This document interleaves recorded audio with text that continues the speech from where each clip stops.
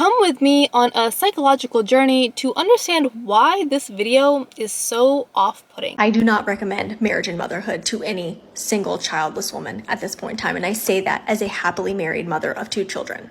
Underline on the happily part. My spidey sense immediately went on alert as a happily married mother of 1. And by the way, also a child of divorced parents, so having been close, very close, to both types of relationships. It is not safe for women in this country, nay, this world, to be in relationships with men and to have children. There are politicians who are actively trying to kill women by taking away their access to medically necessary care. They are letting women die on their watch, and they don't care. Then they want to take away no-fault divorce. They want to keep you in your unhappy, unsafe marriages, forcing you to have more babies while they simultaneously take away more rights. They don't have a workforce that is set up to benefit you. They don't have paid leave that is set up to benefit you. Every system is actively working against women and mothers in this country. So she calls out 4 issues here. That is abortion, no paid family leave, no-fault divorce, and also inflexible work agreements or arrangements that make it difficult for working mothers to balance having families and also pursuing their career. All of these issues have different levels of being problematic in my country, America, the United States, because we are a nation of states, because of statehood. Some states have paid leave laws and some states have access to abortion, but I don't think it's helpful to say, oh, well, my state makes it okay and my state is fine. That's not helpful. These are real issues that should not be negated just by where you live. And I 100% agree that it's also literally not safe for women to have babies because you are risking your life, you're risking complications during birth and during pregnancy. Maternal mortality has been declining over the centuries, but it still exists. And a lot of people say it's too high in America. So in terms of the fact that these are real policy issues, I'm 100% with her. There have been some horrific stories lately of women not making it on the operating table because doctors have refused to provide care, because they're worried about getting sued. Family of a young Georgia mother who died in 2022 from delayed abortion care says they have taken steps to file a medical malpractice lawsuit. 28-year-old Amber Thurman experienced complication after taking abortion medication and was rushed to the hospital. But reports say doctors waited 19 hours before performing surgery to remove the fetal tissue. A pregnant Texas teenager died an agonizing death after doctors refused to abort her fetus, even after she began to miscarry. 18-year-old Neve Crane woke up with nausea and vomiting on the day of her baby shower. She rushed to the hospital but was briefly discharged, despite suffering from life-threatening sepsis, as her fetus still had a heartbeat, ruling out an abortion under Texas law. Just hours later, the teenager was rushed back to the hospital by her family due to the bleeding. The abortion permission came almost 2.5 hours after Crane was admitted, and 20 hours after the teenager first sought help. Tragically, it was too late. It's disheartening, it's horrific. If you haven't heard about the no-fault divorce debate, that is also, I don't even know why we are debating why we would make it harder for women to leave marriages that they don't want to be in. Here's a video with a little bit of background. I don't know if I should divorce him. He's such a nice guy, and he hasn't cheated on me. But you're clearly not happy. I don't really have a legal reason to get divorced. You don't need permission or a legal reason to get divorced. That's what no-fault divorce means. You're an adult. If you want a divorce, you can simply file for a divorce, and the courts will respect that request. In an article earlier this month in The Guardian, it reported that lawmakers in Oklahoma, Louisiana, Nebraska, and of course Texas are working to oppose no-fault divorce. Even though the data clearly shows that because of no-fault divorce, there has been an 8 to 16% reduction in the number of women intentionally unaliving themselves. Also, the number of women who have been exposed to domestic violence has been reduced drastically, all thanks to no-fault divorce. While these policy debates rage on, it is pretty bizarre to say that women get no benefit from raising families. My question is, why shouldn't we be angry at the government? Why are we revolting against loving relationships? It is not beneficial for them. It is not safe for them. Women are dying. They want to keep you in the home, they want to keep you uneducated, and they want to keep you making babies. And that's not safe for women. For me, this statement is most stunning because of the value of good relationships. I cannot, in good conscience, sit here and tell a woman that she should get married to a man and have children. I won't do it. Go to school, get your degree, make your money, travel the world, get a solid group of friends, because this country isn't set up for women. I really think any happily married person would be the first one to call this out. The creator says invest in good friendships. Your partner should typically be your best friend, the one who's there for you in all of your worst scenarios, who's there to comfort you and be your partner through life. If a young person came to me and asked me for advice, I would certainly tell them that getting married to the wrong person is a terrible idea. And of course, you don't know that in advance. People do change over time, and you have to try to look out for certain flags that you've got the right person who's going to be pulling their equal weight. Marriages are risky, and there's also a trend, a concurrent trend online on social media, calling out deadbeat dads, men who don't pull their weight in relationships, and women who feel swamped or trapped as stay-at-home moms who can't get out. He's holding that when I was freshly postpartum, I wasn't able to get up and fend for myself and cook for myself, so I would DoorDash food to me in order to eat while he is at work. That seems relatively fair. Not if it's $40 each time. Well, hold on. I mean, you could have also just been a better husband and had meals prepared. 7 days since I cleaned my kitchen. In fact, it's been that long since I stepped foot in it. My son and I got COVID while my husband somehow managed to avoid it. So we isolated on the top floor. The kitchen is so much worse than I could have imagined. All right. Hi, my name is Black Belt Babe. I am a mom and a wife to a partner who is a equal partner and equal parent. So I compiled a list. So you might be a married single mom all right. So if you're responsible for the majority of your child's care and your husband has no clue what to do, married single mom. If your husband has no clue what size your kids wear and how to appropriately dress them for the season, like I oftentimes see people who post their husbands dressing their kids in summer gear in the winter and thinking it's cute and funny, like, ha ha ha, look what he did. No. Married single mom. Weaponized incompetence is when you purposefully perform a task really poorly so that, now this is coming from the husband, so that your wife doesn't ever ask you to do it again, like folding laundry or grocery shopping or taking care of the kids or what have you. And you have a lot of these guys purposefully doing that out there and like laughing about it. But it's these same guys that will come to you after the fact and say, well, my wife's not attracted to me anymore. Listen, being a helpless loser is not hot at all. I really believe that mothers and children are like a forgotten species in our modern day society. Like, you become a mom and then suddenly you're like pushed out. Go find your mommy and me group. Go figure it out on your own.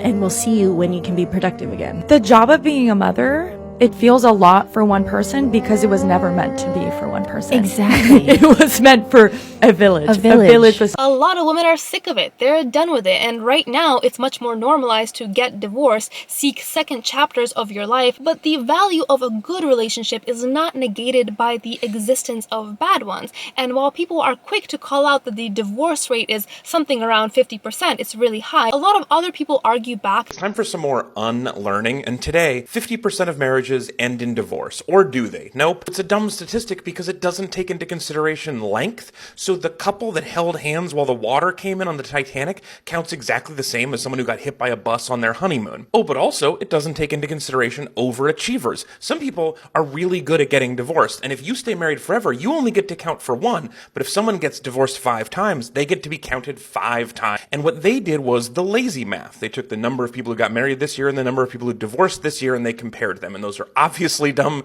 numbers because those are mostly not the same people. And now the craziest part? It's not even 50. If you do their bad math on their made-up numbers, you get 32%. Percent of married people that get divorced or remarried in their life is also under 50%. Regardless of if you have a job, or your education, or your race, you are more likely to die with your spouse.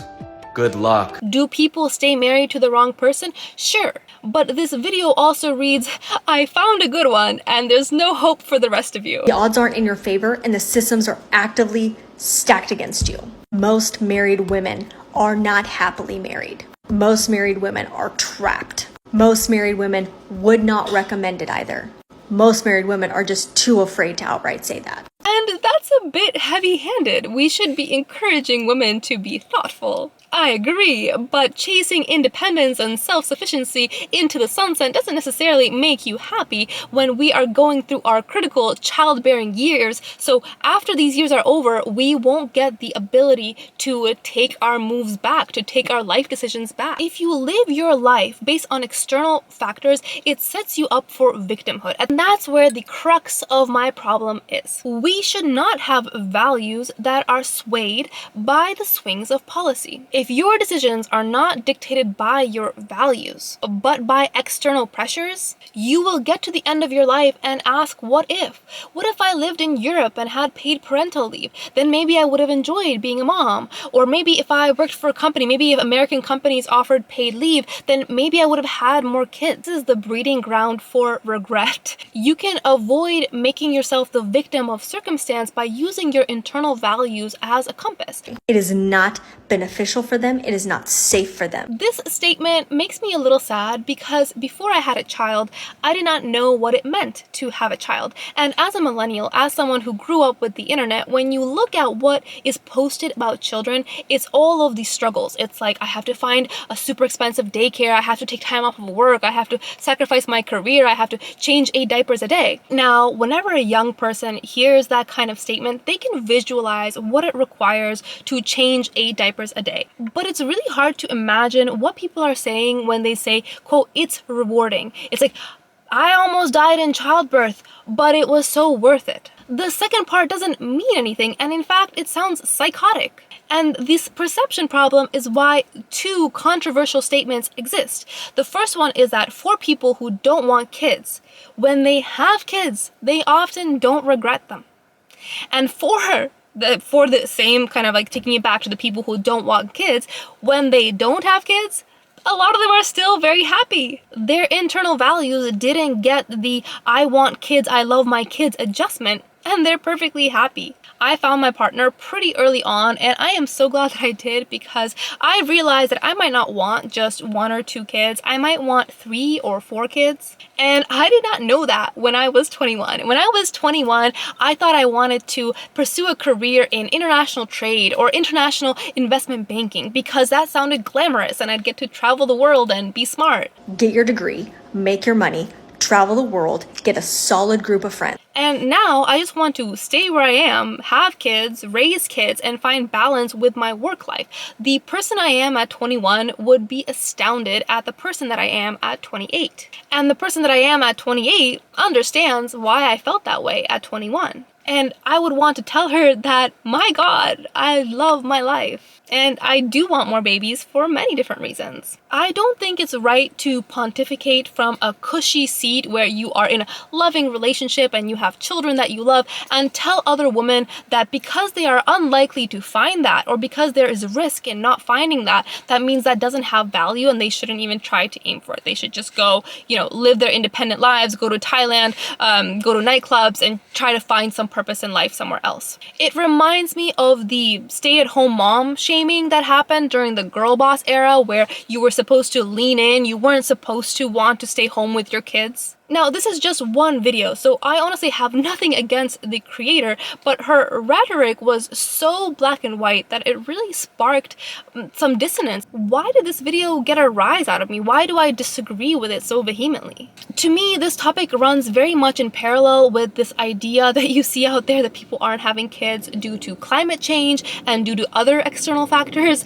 This video says, women who don't want children due to climate change are sociopathic after the US alone had 9 hurricanes for 2024 is wild, indicating that if it wasn't for the natural disasters, for the climate change, that people would be willing to have more children. This other creator says, the climate crisis is a major reason I chose to be child-free and get sterilized. I'm never having kids. All my Gen Z friends agree we won't be parents in a world like this. When you consider the economy, the job market, the rising cost of everything, and climate change, what about all of this is supposed to make Gen Z want to have kids?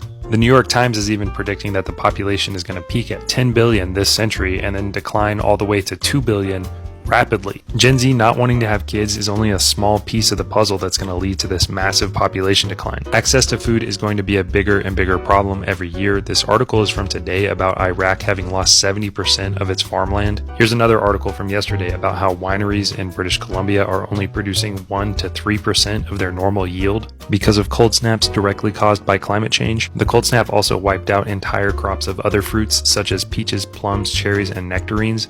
8 to 10 different locations had 100% of their yield destroyed. Clearly, this is the ultimate example of external factors driving your decision making. But more concerning, it is your fears driving decision making of this doomsday. If I had a penny for all of the groups of people who have gathered around to predict the end of the world, I would have a lot of pennies. And that's not how we make decisions, because everyone who says that they are concerned about climate change, they're not like making underground bunkers with food storage of 5 years. They're not doing that. So clearly, if you're not following through with your climate change fear by changing your daily living, it shows to me that I think that there is something else at play. My hypothesis is that it's just much more simple than that. People subjectively don't see value in having children for themselves, and that is totally fine. To be honest, I'm sorry that these people have been criticized and bullied to such an extent that they just can't say out loud, I just don't want it. I don't have to give you a reason. There is no reason why I would want to encourage people who don't want kids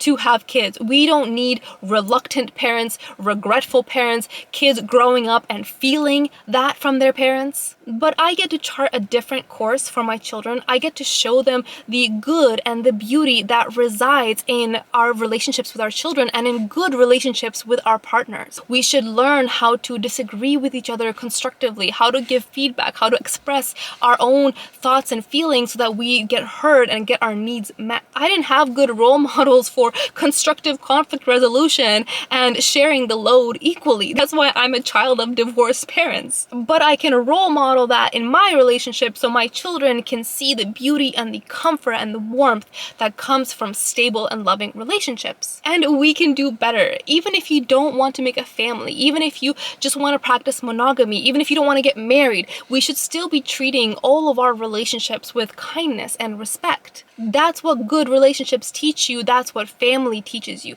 Being there for each other and advocating against having families and trying to seek out positive relationships is just, I don't even know. Marriage or not, kids or not, figure out your internal compass, what you want, and find somebody who shares that. What did I miss? Stay on it, my friends, and I'll see you in the next one.